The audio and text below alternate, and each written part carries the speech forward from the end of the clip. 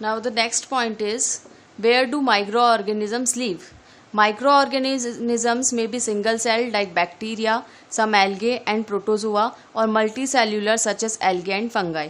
Microorganism जो है वो single-celled भी हो सकते हैं और multi-celled भी हो सकते हैं. They can survive under all type of environment ranging from ice-cold climate to hot spring and deserts to harshy lands. Micro organism हर तरह के इन्वायरमेंट में रह सकते हैं, चाहे वो आइस कोल्ड क्लाइमेट हो, बहुत ठंडा क्लाइमेट हो, हॉट स्प्रिंग गर्मी का क्लाइमेट हो, डेजर्ट्स हो या हार्शी लैंड हो, सब जगह पर वो रह सकते हैं. They are also found inside the bodies of animals including humans.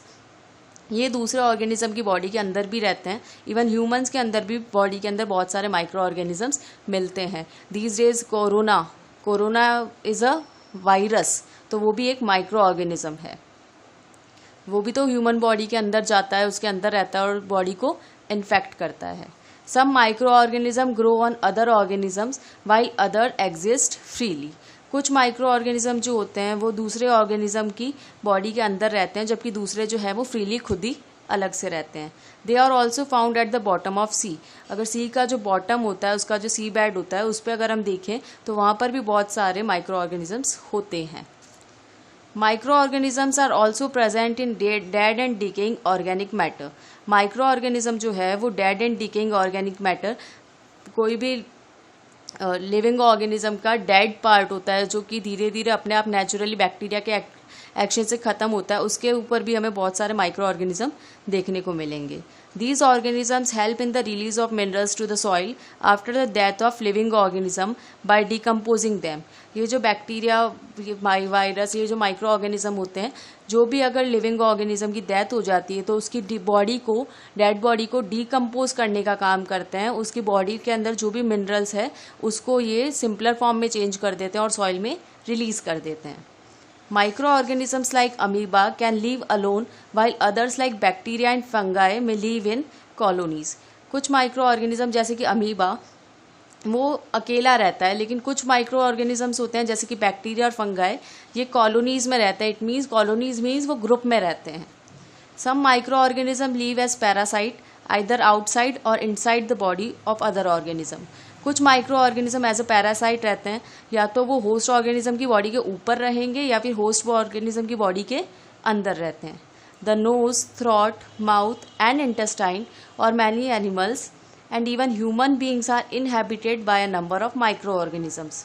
हमारा जो नोज है, थ्रॉट है, माउथ है, इंटेस्टाइन है, या इवन कई सारे दूसरे एनिमल्स जो है, इवन ह्यूमन बींग्स में भी कई सारे माइक्रो ऑर्गेनिजम्स रहते हैं. Some micro organism however cause disease. कुछ माइक्रो ऑर्गेनिज्म ऐसे होते हैं जो डिजीज कॉज करते हैं.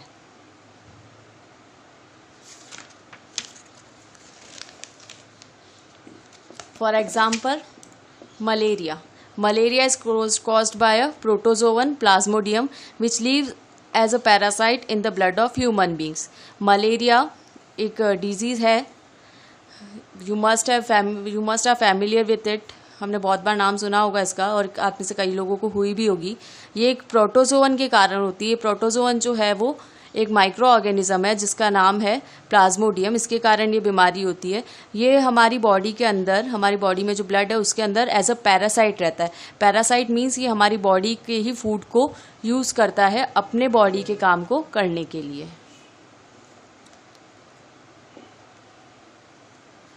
In the here it is given activity 4. इसके अंदर हमारे टूथ को हमें क्लीन टूथपिक से क्लीन करना है और जो उसकी जो स्क्रैपिंग होगी उसको क्लीन करना है, ड्राई करना है और वाटर की ड्रॉप के ऊपर रख देना है. फिर वो स्क्रैपिंग जो है वो ड्राई होगी और फिर हम बाद में उसके ऊपर एक वॉयलेट कलर का स्टेन डालेंगे.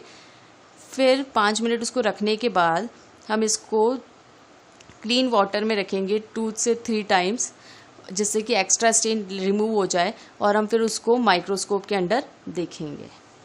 हम उसके अंदर क्या देखेंगे कि हमारे माउथ के अंदर क्या होते हैं, बैक्टीरियाज प्रेजेंट होते हैं.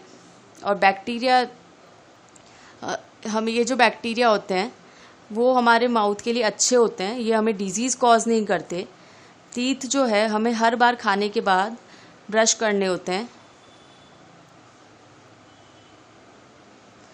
माउथ को हमें रेगुलरली क्लीन वाटर से धोना चाहिए, ताकि ये जो बैक्टीरियाज है, अगर ये लिमिटेड अमाउंट में है तो ये अफेक्ट नहीं करेंगे, लेकिन जब अगर बहुत ज़्यादा बढ़ जाएंगे, हम प्रॉपर हाइजीन मेंटेन नहीं करेंगे, हमारे टीथ की प्रॉपर क्लीनिंग नहीं करेंगे, तो ये बैक्टीरिया बहुत ज़्यादा बढ़ जाएंगे और हमारे दांतों को अफेक्ट करेंगे।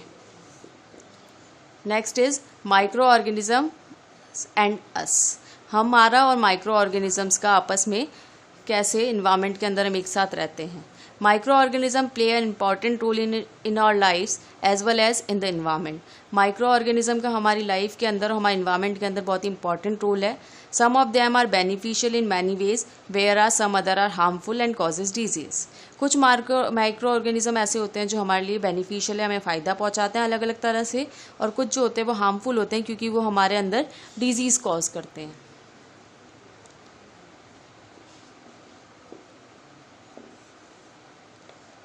नेक्स्ट जो है वो है useful micro organism. Micro organisms are used for a number of purposes. Micro organism को बहुत सारे पर्पसेस के लिए यूज़ किया जाता है, जैसे कि preparation of curd, bread, cake, idli, dosa, cheese. Curd means दही। कर्ड कैसे बनाया जाता है, हम क्या करते हैं, कर्ड जो होता है वो दूध को किस में चेंज कर देता है, कर्ड में चेंज कर देता है, और ये जो चीज़ है वो एक बैक्टीरिया के थ्रू होती है। ये जो बाकी सारी भी जो डिशेस बताई गई है, इन सब के अंदर भी यही चीज़ होती है, बैक्टीरिया की हेल्प से ये प्रोडक्ट्स बनते हैं। In medicine to produce antibiotic and vaccines. Micro organism को यूज़ किया जाता है मेडिसिन को प्रोड्यूस करने के लिए, एंटीबायोटिक और वैक्सीन्स बनाने के लिए। कुछ माइक्रो ऑर्गेनिजम्स फूड बनाने के पर्पज़ के लिए भी यूज़ होते हैं। Micro organism also helps in cleaning the environment. Industry के अंदर ये अल्कोहल, वाइन या विनेगर प्रोड्यूस करने के लिए, बनाने के लिए यूज़ किए जाते हैं। एग्रीकल्चर के अंदर ही सॉइल की फर्टिलिटी को इंक्रीज़ करने के लिए यूज़ किए जाते हैं। Next is formation of curd, दही। Making of curd is a process in which the lactose, milk sugar of the milk, is converted into lactic acid by the action of certain bacteria, mainly lactobacillus। दूध से दही कैसे बनता है, दूध के अंदर एक शुगर प्रेजेंट होती है जिसको हम बोलते हैं लैक्टोज। ये लैक्टोज जो है वो कन्वर्ट हो जाती है लैक्टिक एसिड में, और ये लैक्टिक एसिड में कन्वर्ट होती है, इसको एक बैक्टीरिया जो होता है जिसका नाम होता है लैक्टोबैसिलस, वो इसको दूध से दही में कन्वर्ट करता है। How curd is made. Curd बनाने के लिए हम क्या करते हैं, स्मॉल अमाउंट का कर्ड लेके वार्म मिल्क के अंदर ऐड कर देते हैं, और जो मिल्क है उसको हम उसके वेसल को किसी गर्म प्लेस पर रख देते हैं। जो कर्ड होता है उसके अंदर कुछ बैक्टीरिया होते हैं जिसको हम मेनली क्या बोलते हैं, लैक्टोबैसिलस, उनमें से एक इम्पॉर्टेंट बैक्टीरिया है, ये फॉर्मेशन ऑफ कर्ड में हेल्प करता है। जब हम वार्म मिल्क को मिक्स करते हैं कर्ड के साथ, तो लैक्टोबैसिलस जो बैक्टीरिया है वो ग्रो करने लग जाता है, और मिल्क की जो शुगर है लैक्टोज, उसको चेंज कर देता है लैक्टिक एसिड में, और बाकी जो सारा मिल्क है इससे वो थिक होने लग जाता है और कर्ड फाइनली बन जाता है। एक बार जब कर्ड बन जाता है उसको हम फिर कूलर प्लेस पे ट्रांसफ़र कर सकते हैं। ये हम इसलिए करते हैं ताकि जो ग्रोथ है बैक्टीरिया की वो कम हो जाए, अदरवाइज जो बैक्टीरिया है वो बढ़ता जाएगा, ग्रो करता जाएगा, और जो हमारा जो दही है कर्ड, उसका जो टेस्ट है वो और ज़्यादा खट्टा हो जाएगा, क्योंकि उसके अंदर बहुत ज़्यादा अमाउंट में लैक्टिक एसिड प्रोड्यूस हो जाएगा।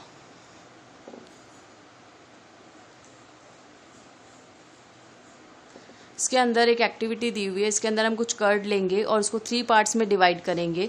1 पार्ट को हम कोल्ड मिल्क के साथ मिक्स करेंगे, दूसरे पार्ट को वार्म मिल्क के साथ, और तीसरे पार्ट को हॉट मिल्क के साथ।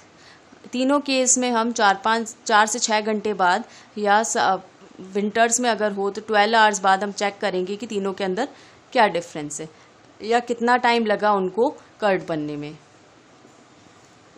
अगर हम इसके अंदर देखेंगे तो जल्दी कर्ड किस में बन जाएगा, वार्म मिल्क में। हॉट मिल्क में उससे थोड़ा ज़्यादा टाइम लगेगा, और कोल्ड मिल्क में सबसे ज़्यादा टाइम लगेगा। ऐसा क्यों होता है, क्योंकि बैक्टीरिया को ग्रो करने के लिए वार्म मिल्क जो है वो बेस्ट होता है, उसका टेम्परेचर बेस्ट सूट करता है उसको। ब्रेड मेकिंग के अंदर यीस्ट को ऐड किया जाता है।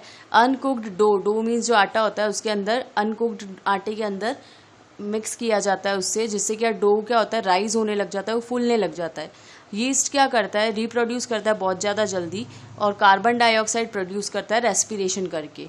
बबल्स जो होते हैं इस गैस के वो डो के अंदर फिल हो जाते हैं और उसका जो वॉल्यूम है वो बढ़ा देते हैं। इसीलिए यीस्ट का यूज़ किया जाता है बेकिंग इंडस्ट्री में ब्रेड, केक वगैरह बनाने के लिए। नेक्स्ट एक्टिविटी के अंदर हमें 500 ग्राम लेना है आटे या मैदे का और कुछ शुगर लेनी है एक बॉल में। हम इन दोनों को मिक्स कर देंगे वार्म वाटर के साथ। फिर उसके बाद हम 1 ग्राम उसके अंदर यीस्ट पाउडर मिलाएंगे और उसको नीड कर लेंगे, मीन्स आटा गूँथ लेंगे और फिर उसको 2-3 घंटे के लिए रख लेंगे। इससे जब 2-3 घंटे बाद हम देखेंगे तो आटा क्या होगा, इस तरह से राइज हो जाएगा, फूल जाएगा। हम हमारे day to day household food items जैसे कि इडली, डोसा, इसके अंदर हम यीस्ट को यूज़ करते हैं।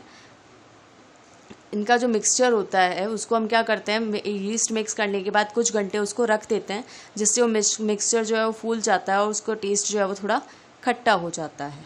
ये क्यों होता है? This is because of yeast cell उसके अंदर ग्रो करने लग जाते हैं। कुछ फंगाई जैसे कि एस्परजिलस और पेनिसिलिन ये ऐड करा जाता है चीज़ में, जिससे कि उसमें स्पेशल फ्लेवर आ जाए। Next is increasing soil fertility. सारे प्लांट्स और एनिमल्स जो होते हैं उनको नाइट्रोजन की रिक्वायरमेंट होती है। ये जो नाइट्रोजन गैस है ये हमारे एटमॉस्फेयर के अंदर कितनी होती है? 78%। हमारे एटमॉस्फेयर के अंदर जो हाईएस्ट अमाउंट में जो गैस होती है वो है नाइट्रोजन, जो कि 78% होती है, और ऑक्सीजन का परसेंटेज होता है 21%। कार्बन डाइऑक्साइड का परसेंट होता है 0.03%।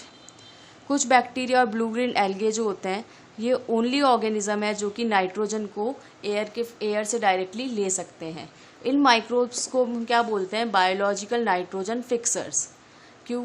बायोलॉजिकली ये नाइट्रोजन को फिक्स कर देते हैं, ऐसे फॉर्म में चेंज कर सकते हैं जिससे कि प्लांट्स उसको डायरेक्टली सॉइल से ले सकें। In this manner soil is enriched with nitrogen compounds and it's fertility is increase. तो ये जो बैक्टीरिया है जो सॉइल के अंदर मिल रहे हैं ये क्या करते हैं, एटमॉस्फेयर के अंदर, हमारी एयर के अंदर जो नाइट्रोजन है उसको ऐसे फॉर्म में चेंज कर देते हैं जिससे कि प्लांट उसको डायरेक्टली ले सके और इससे सॉइल की फर्टिलिटी बढ़ जाए।